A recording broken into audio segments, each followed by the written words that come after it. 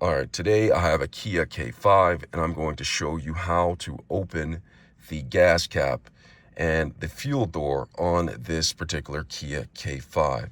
You're going to need to know this for when you're refueling your vehicle, when you're refueling your Kia K5.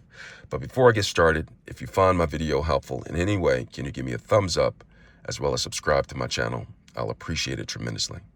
All right, so I'm inside of the Kia K5, and what I'm going to do is I'm going to open the door, and then I'm going to walk out of the vehicle.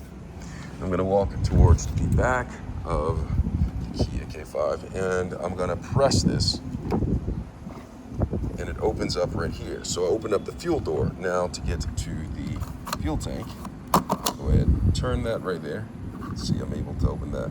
So make sure your doors are unlocked when you do this. Okay, so go ahead and add fuel. But when I'm done, I'm going to go ahead and close this and close that latch. And that is how you open and close the fuel door and gas cap on a Kia K5. Hope this video has been helpful. Thanks a lot for watching.